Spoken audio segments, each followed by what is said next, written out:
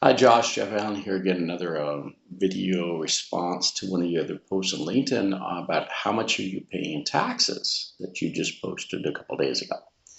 Uh, I grew up in the United States and moved to Europe, to France when I was 23 years old, and I've been here ever since, pretty much. I went back to the States for some stints for a couple of years, but I've lived in Europe for pretty much over the past 35 years. And I have done a few video series, kind of books, ebooks, if you want to call them, about my YouTube channel. They're kind of all free, but one of them's about working with the French, and others work with the Germans. I have a few others I'm working with the Indians, working with the Chinese, and all that. And I got one called Understanding Working with Americans. And why would I say understand? Because Americans tend to be really hard to understand for a lot of other countries. And having lived overseas and have worked with people from all different cultures for 30, 35 years. And one of the things that I specifically talked about in my video series about understanding working with Americans was the tax situation. And where Americans, and I will say this, are still stuck at the Boston Tea Party tax. I mean, stuck 300 years ago, right? 250 out of 300 years ago, still living in that moment of we don't want to pay taxes to the foreign, the colonizer, right? And have never gotten out of that, and don't want to pay taxes to anybody, to any government, and want to do also. Everyone wants to do it. Everyone wants to have their own thing, do it for themselves, which ends up costing a lot more money. You can see this from the whole health situation. Health insurance and all that, because if you don't have everybody paying into one big bucket, then everybody's doing it eventually. And then when you quit a job, you go to the job, and you're changing insurance companies, and everybody, you have these little buckets, right? And if you don't have a big bucket, then you can't use the volume, right? So compare this to what you get out of your taxes when you're living in France, right? Now, I'm going to say it's not free health insurance. It's not free education. Okay, it's called universal care, universal health care, and education is not free. But I'll tell you what you get out of your taxes because I've lived here for so long, right? So I pay that whatever 46%, right?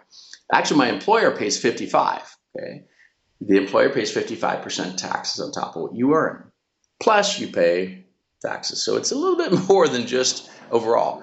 And it is a burden for companies, even small businesses. It's a burden for that. I have lots of friends that do small companies. But what you get out of it, everybody doing this, is I can't even count how many degrees I've got, right? And I worked full time. I didn't just go to school. I worked full time and did my education at the same time. But I did my first 3 degrees in the States. My third degree there was paid by, all my tuition was paid by a teaching. I had a teaching assistant job at the university. But I came here and I basically paid the equivalent of $200 every year for all my master's degrees and my several doctoral programs. Okay, so you could imagine that would have cost me an arm and a leg, probably 2 legs, 2 arms to pay for that in the States. Whereas I basically paid $200 every year for. Now I didn't get any services out of it. I mean, when I was in the States, you have the offices open at each department all the time. Here, they're not open all the time, and it's not very much service. It's really skin and bones kind of service, but you do get education. And there aren't all the stadiums and all the music programs, the stadiums and all the sports programs that fund the university. It's just education, right? That's pretty much what it's for. So you don't get a whole lot. You get education. And it's covered, and because they believe that it should be affordable to everyone. Basically, if you're paying $200 a year, that's pretty much affordable for everybody, right? So you're not denying anybody the ability to have education. That's one example we get. Now, if we calculate this, that means that my education was pretty much covered. My former ex-wife's education was covered. My 2 children have gone through, junior high school here in France, and have gone one of them's going through his engineering school, right now, and then my other son's going to go to business. He's going to try to get a business associate's degree. So all that's pretty much covered, right, for 200 a year. Add to that, if my kids have kids, that'll be covered, and their spouses if they get married. And then my girlfriend now, her education as a nurse was covered. That of her ex-husband, that of her parents, that of her family, her children. You know, she can see the extent that paying the taxes has on the entire, all your families and the society in general, right? So I know a lot of people that have been able to get education, not been denied to get that. It is an elitist system, I will say, in some aspects. My son goes to engineering school, and it's very selective. They're not going to let anybody in, right? And it's actually free, pretty much free. The engineering school and stuff is free if you're selected. That's free. So it's 200 a year if you are selected. Okay, so there is a bit of that comes into play. But it's not just all education, health. Okay, so let's go back to the health topic. My younger son was born. Start with adoption. Okay, adoption. I have an adopted son. My older son is adopted, and it did not cost us 2 arms, 2 legs, and every limb you can imagine. It was a very affordable adoption, which pretty much a lot of people that are not in the higher social categories, socioeconomic status, are able to adopt children. Okay, so that makes it possible. They're actually nonprofit. Made a lot of these not associations or adoptions are actually handled a lot by nonprofit associations, not businesses, right? We did look at adoption when we were in the States, and it was a whole different ballgame. I can tell you that. Also, my younger son was born 9 weeks premature. That's pretty severely premature, and you can imagine the hospital bills for that. And I was pretty much thankful for you in France when he was born. And the cost of the tests and stuff, I didn't know what they are. Okay, I didn't have to do a GoFundMe to pay for my child's birth, right? However, I do see in the States a lot of people doing GoFundMes and selling off, doing garage sales and stuff to pay for health, right? Some operation, something, cancer. I've got, one of my father-in-law passed away from cancer, and that did not put his wife, my mother-in-law, in debt. Okay, she also had cancer, and she's not in debt, right? These are things that will pretty much destroy a family in the United States. I know of no one here that is in debt because of being sick, severe, some severe health reasons. Okay, but I do know a lot of people in the United States that have not been able, the healthcare the cost of healthcare is extremely costly. And it doesn't make it possible. It depends on where you work, right? It depends on who you work for. And if you stay at that job long enough, right? If you don't change to another job. So, and depending on, if you change to one that has it or change to one that doesn't have it, right? Now, there are different types of healthcare programs too, and I don't want to go into all those details. It's not free.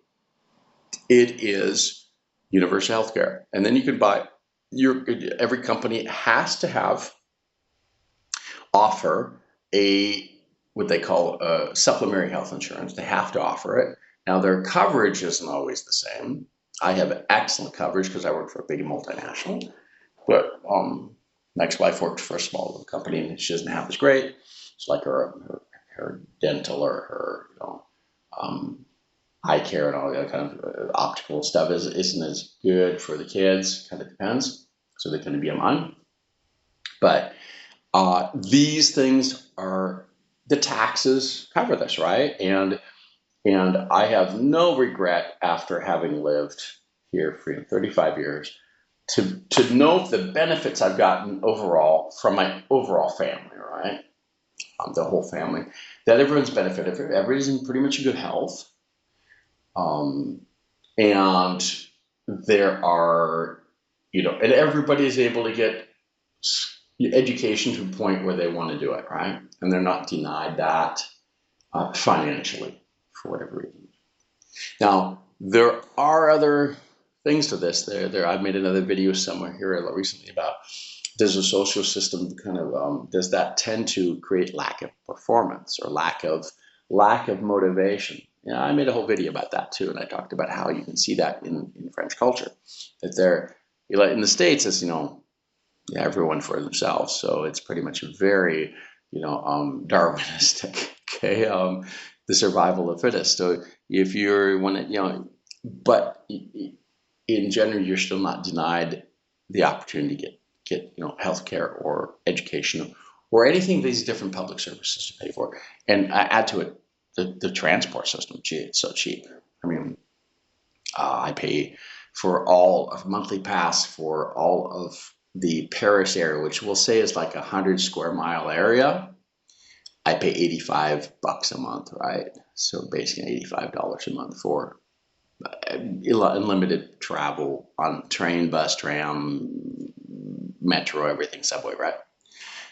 Whereas in New York City, it's like us, New York is 33, about $35 a week, right? Just for New York, not the New Jersey side and all that. So, and definitely not 100 miles away. So it's a whole different, having subsidized transport, subsidized education, subsidized, health. Add to that electricity and water, which were, so these different utilities were previously under, they become more kind of semi-privatized. There's a lot more competition in that area. But so that kind of gives you an idea of why it's possible for people to be able to not be in debt. I know a lot of Americans that are in debt and will be because of education, because of their health, and all the costs that this could include. And your education, your own education costs to reimburse it. You gotta actually save for your kids' education, right? So I know a lot of people that didn't even get their own education because they didn't actually get to go to college, but they've been saving up for the kids to go to college, right? So there's a bit of that too. Whereas we don't have that here in Europe and in France. So that's my kind of perspective, and having lived in both worlds for a long time, and I'm definitely not. I'm okay with paying the 40% because I'm getting something for it. Right? I'm definitely getting something for it. So thanks for listening.